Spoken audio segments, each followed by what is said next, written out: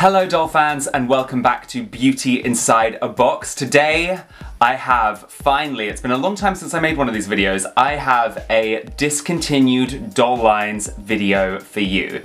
I think we're on number like 7 now, 6 or 7. Basically this is a series where I talk about doll lines which have sadly been discontinued. Doll lines that we may have forgotten about, doll lines we sorely miss, doll lines we remember with fond memories of our childhood. I love these videos because it's a bit of a trip down memory lane and it's great. Now it wasn't difficult to find dolls to put into this video because quite a few doll lines have been discontinued recently. Please don't forget to watch the other videos in this series as well as this one. I will put a link in the description to the playlist. And if you can think of any dolls that I've missed off of all of my videos, then please let me know and I'll put them in a future video. And if you miss any of the dolls I mentioned in today's video, please let me know in the comments. Also, if you love dolls as much as I do, don't forget to check me out on Instagram and subscribe to my channel. But anyway, let's talk about some sadly discontinued doll lines. Okay, so the first doll line I'm going to talk about are the Shoppies, the Shopkins Shoppies. Now, oh my goodness, the Shopkins were so popular.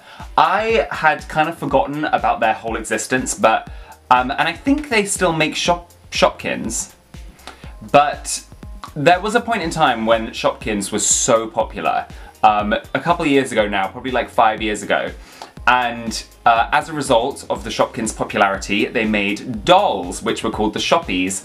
And I really liked them. They were each themed around a different food or, you know, something you could buy. The Shopkins were very like capitalist orientated, you know, buy, shop, go to stores, buy products. These were some of the first dolls to come out. I was never a massive fan of the painted on plastic tops.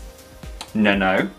And the hair quality was horrific. It was so bad. Some of the dolls I bought from this line had terrible hair. But I think overall the designs were quite cute and very colourful, and I did like them fundamentally. I think this doll line kind of morphed into those bigger dolls. I forgot what they're called. But let me know what you think of the Shopkins. Okay, Wild Hearts Crew. I feel like this doll line was kind of cut off too soon. We didn't really get to see its full potential. The name is awful, Wild Hearts Crew. There's too many words. Don't like that. It's not like Bratz or Barbie, you know, just one word, one syllable. Barbie. Actually, wait, Barbie's 2 syllables, but you get the idea. It's like too many syllables. And I felt like some of their clothes were a little bit out of date. Mattel does tend to not be always up to date on the most current fashions, and these dolls look a little bit kind of circa 2007 vibes. And we're in 2021, so they need to kind of get with the program. But they were cute and they were nice. They looked like they were good quality. I never actually ended up owning them. They never kind of brought them out in the UK, which was very sad. But they kind of look like a Mattel version of Bratz. And I feel like if this doll line had been given more of a chance, it may have been able to improve and evolve, and we may have been able to see some really nice stuff. But there's lots of good in here. It's a shame we didn't get to see more from them. Okay, Cuckoo harajuku dolls were made as a tie-in doll line to this TV series. Or to be honest, I feel like the doll line was the primary focus and the TV series was kind of made of the dolls, if you know what I mean. The design, the series, everything was made by Gwen Stefani. She's had quite a few forays into the doll industry. I love that. She's clearly a doll fan. These dolls though, they're cute. They're cute. Again, I would have liked to see more from them. They're all in like school uniform. I feel like they may be a little bit appropriative. Gwen Stefani always loves the harajuku style, but you know, it may be seen as appropriative. They are very cute, they have good articulation. Again, these are dolls that didn't really come to the UK, so I never really got to see them. The boxy girls, I actually quite liked these dolls. They were available in the UK for a reasonable price the whole time. They came with like surprise. It was when that was a big thing, surprise elements. They came with surprises in boxes. The boxes kind of resemble Amazon packages, and I get such a rush every time I get an Amazon package, which is definitely a problem. I definitely have an issue. But these dolls kind of play off of that, you know, getting boxes, getting packages, getting stuff sent to you. I thought their styles were quite cute. They had articulation, nice clothes. The quality wasn't amazing. The hair was kind of coarse and not nice, but they were fine. I feel like they've kind of morphed into the new dolls that are going to be called Vibe Girls or something like that. Because they seem to be using the same body sculpt, those dolls. I think it's a shame that we lost the Boxy girls, but it is what it is. Okay, this is one where I may be speaking too soon, but I feel like the Descendants dolls. These dolls were made to tie in with the Ever After High. They were made to tie in with the Descendants films, but I do feel like the dolls were always gonna be an important part of that film franchise, so I definitely had to speak about them on here. They don't look like the actors that play these roles. I will say that. None of them look like the people they're meant to be. I have all the Eevees. No, I have all the Mels from all the different films. I don't think these dolls are very good. I definitely think Ever After High was better. And these dolls are definitely a rip-off of Ever After High. Ever After High were much more inventive, they had much more interesting designs. I miss Ever After High. You never know, we may get more Descendants dolls in future, but I doubt it. Okay, here's Lamalee. She is meant to be kind of like an answer to Barbie. She's meant to be like the polar opposite of Barbie. She's got a very realistically proportioned body. She wears kind of more wholesome clothes. She even came with packages of like stretch marks and pimples and stuff that you could put on her. A cute idea, and it's nice to kind of encourage people to feel comfortable in their skin. I definitely agree with that. Pimples are kind of gross though. It's kind of gross. Also, you would think that the little girls that this doll is aimed at probably wouldn't have to worry about things like pimples or stretch marks at that age. So it's kind of clear that it was appeasing the parents. I'm not a massive fan of this doll. I think she's kind of plain, and I love glamour, you know? And dolls are meant to be fantasy, escape, you know? It's meant to be heightened reality. So I'm not a massive fan of these dolls, sorry. But I do appreciate the mission statement. Holly, Hobby, and Friends. This is an interesting doll. She's very cute. I'm not really sure when she was made. She looks quite old, like maybe like 2010, maybe even earlier. But the whole point of this doll is each doll comes with a kind of activity, a hobby, if you will.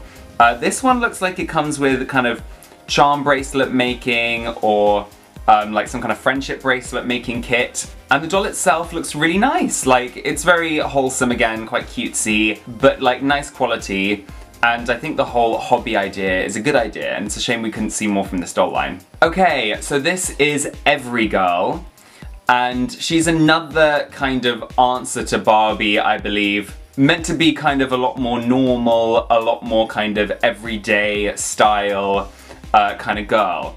And it says, choose your girl who looks like you, take your every style quiz, personalize with every fashion and accessory. Okay, so these are kind of meant to be like customizable, and I think you're meant to make them look like you, you're meant to make it feel like you, which is a cute idea, maybe a little bit narcissistic to have a doll of yourself. You know, they're quite cute. I don't hate this doll, just nothing special really.